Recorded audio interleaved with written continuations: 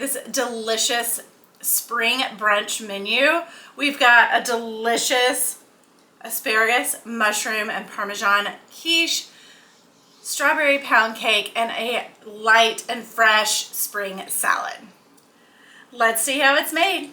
In this quiche is going to be Parmesan cheese, asparagus, and mushrooms, and it's going to be absolutely delicious, and it's perfect for a nice, beautiful brunch that you will have, if you so choose, with family, friends. You can use it for Easter, you can use it for baby showers, wedding showers, anything like that. This recipe is really perfect for. So let's get started. First off with the crust. I have my oven heated to 375 degrees, and we are going to make the crust first and put it in the oven and let it start cooking.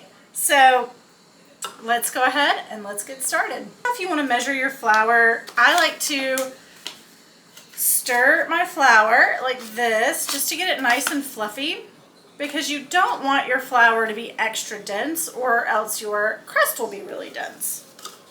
So I just spoon it gently. This goes for all baking. So when you're baking and there is flour involved, which most baking has, of course, you definitely want to follow the instructions on measuring, or else you're going to end up with a very dense cake, or you're going to end up with a dense crust, or whatever that is.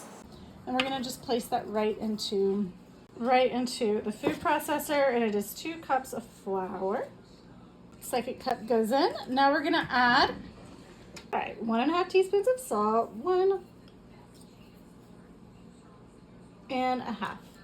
Okay, and then you're going to add in 3/4 cups of butter. And I like to cube my butter ahead of time.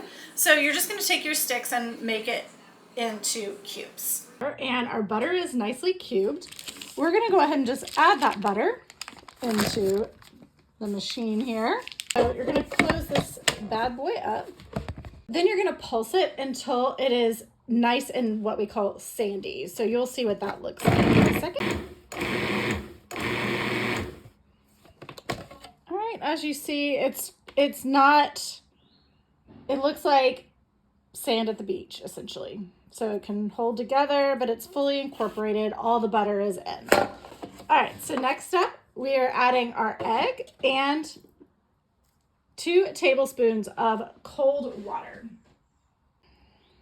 All right. And then what this is going to do is just bring all that dough together.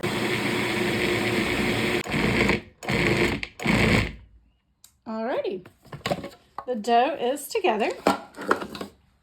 And what we're going to do next is form it into a ball. We're going to refrigerate it for about 30 minutes until chilled enough.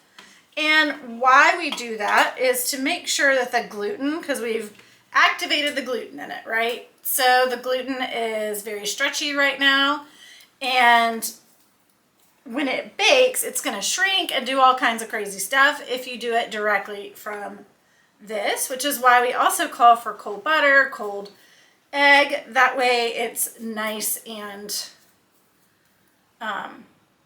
chilled. Lost my train of thought there for a sec. Okay, so I usually put it into a disc. It is going to require, because mine right now is a little greasy feeling, and that's okay. But we will have to add flour to roll it out. So just remember there will be some extra flour added, but it shouldn't be extra goopy or coming apart or anything like that. It should look basically like this. All right, so we'll plastic wrap that, put it into the fridge for about 30 minutes. All right, meanwhile, while the dough is chilling, what we're gonna do is work on our asparagus and mushrooms, as well as the Parmesan and the chives here. So now we're gonna go ahead and get our vegetables ready. We have our asparagus here. I like to just take off the woody ends, and then it's about 1 cup, so it's about a half a bunch. You're just gonna cut them into 1-inch pieces like that. And then we're gonna set those onto your prepared pan. So you should have a sheet tray with parchment paper. And then we're gonna go ahead and prep our mushrooms here. And we're just gonna get all the dirt off of it. I usually use a wet paper towel for this. And the reason why I use a wet paper towel is because it just keeps the mushrooms from getting extra soggy. So, and that'll affect your quiche, the inside filling, and all of that. So we're gonna trim our mushrooms, and then we're just gonna cut them into quarters. And this one's a little big, so I'm gonna do a little more than a quarter, just because you don't want huge quarters hanging out in your quiche. It just won't look as pretty. All right, you're gonna add these as well to your pan. Then we're gonna add some oil, and we're gonna use, I like to use avocado oil spray. You can use whatever you prefer, whatever you have on hand. I just like a nice spray because it just evenly coats the vegetables. Not because it's healthy or anything like that. It's just, it evenly coats it, and it's a lot quicker, in my opinion. Oops. Add a little bit of salt, a little bit of pepper.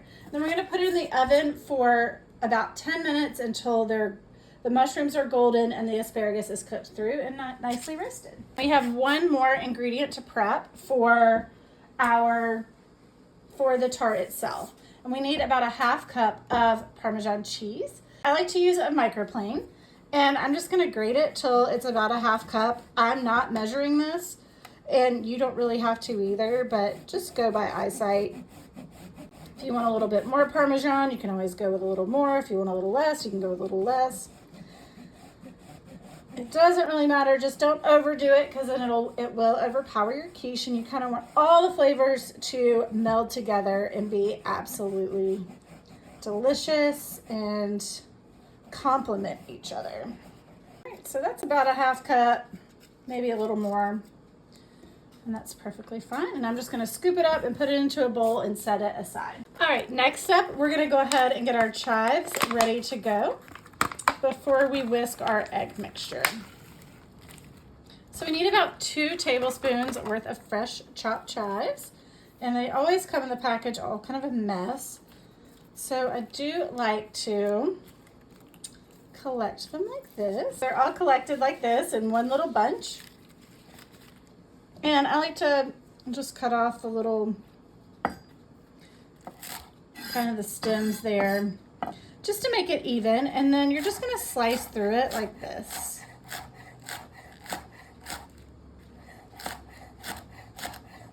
And when it says chopped, this is what it means when it means chopped for chives.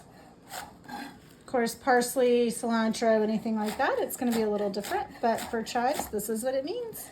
So you have nice little slices of the chives. And if you want, you can always use some scissors with that just to make it a little easier. Okay, so we're just gonna set that aside.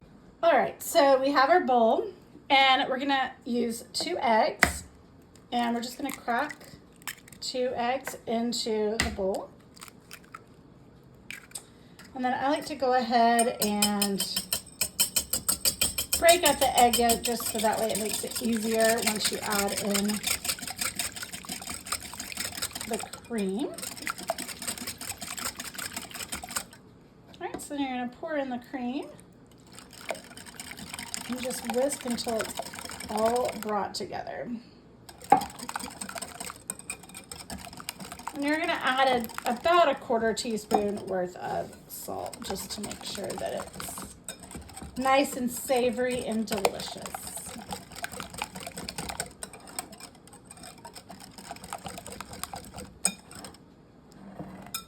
All right, and then to make it easier to pour into the quiche, I like to pour this back into the measuring cup that I used. And that's just that way you have an easier time. It's not nearly as messy, and then you can just throw that bowl into your dishwasher. All right, and then the last thing is we're just gonna add our chives right into that mixture, and you can just stir those in. And now it's ready to go. And the first thing we're gonna do is go ahead and get our tart pan ready to go. We're just gonna butter it like this, so that way it doesn't the dough does not stick to the tart pan while it bakes, and then it makes it just that much harder to get out of the tart pan. And you can always do this with a pie pan, but just know you probably will just want to leave it into the pie pan. So you might want to get a pretty one if you're using this as a presentation for guests or anything like that. And I would suggest a shallow pie pan because this doesn't hold all that much. All right, so it's now time to get this party started. Let's go ahead and get our dough out of the fridge. So I've been hiding it right here, and it is chilled, so that's amazing. And we're gonna use some flour here. And we're gonna use some flour here to just sprinkle on the surface. And dough. And we're just going to take it out. Dust your surface with flour. Dust the top of your dough with flour as well. So the way I like to roll out my pie dough is I use my brute strength first, and I'm not gonna like smash into it and roll really hard. I'm just gonna press down very lightly and then do a quarter turn and press down again, and then another quarter turn, and then press and go all the way across like this. And what this does is just gets the dough ready to roll without having to put in and smash your dough, because it's just going to break your dough apart and it'll be harder to use. And you just do this for a while. Then as you start to roll it out, you're going to also maintain that quarter turn just that way you have a nice even roll. And then if you need to add any additional flour to the top of the dough or underneath the dough, if it starts to stick, then you can certainly do that.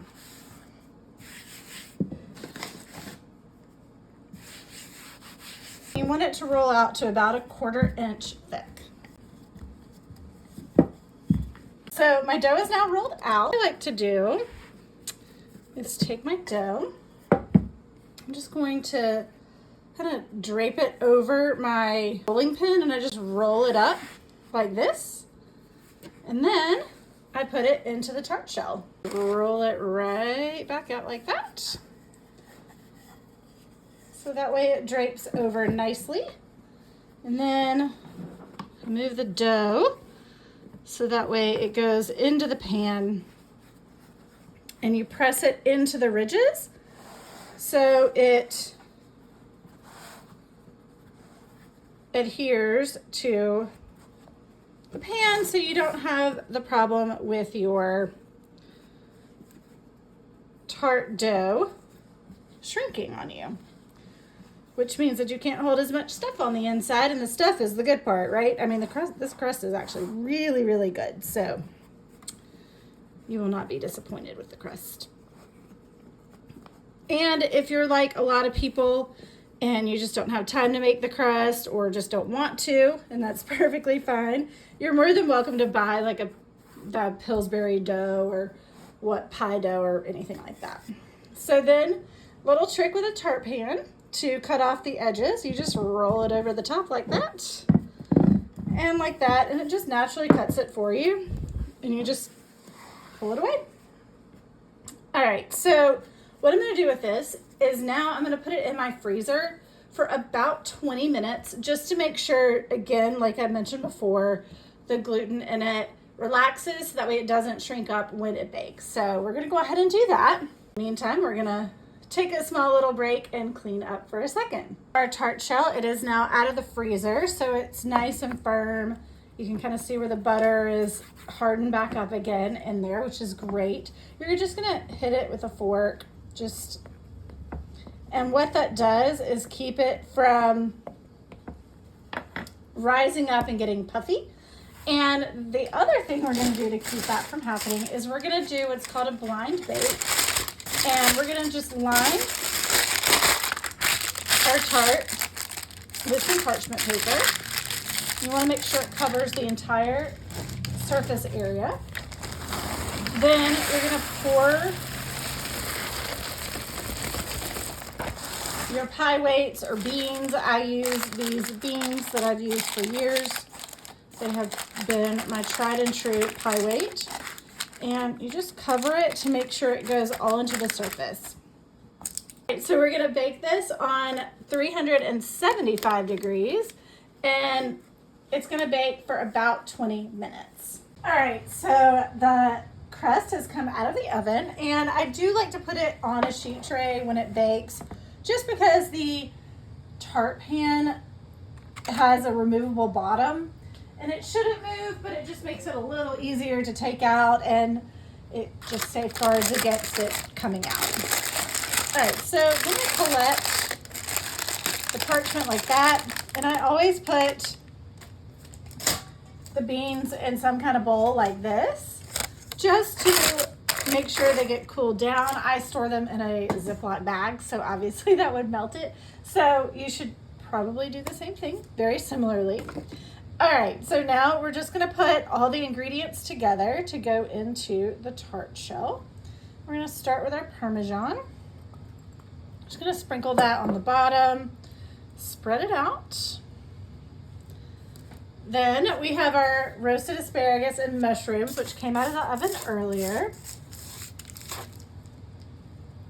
I'm just gonna spread that evenly all over.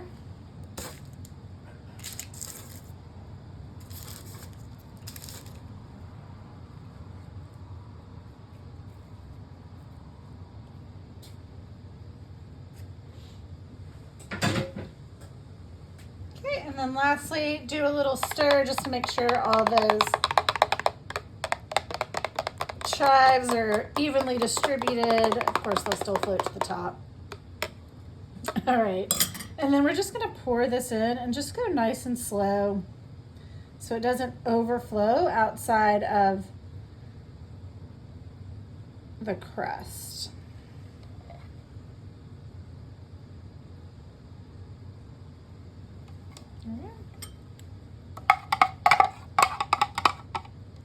Great. I'm just going to move it around so it's evenly distributed.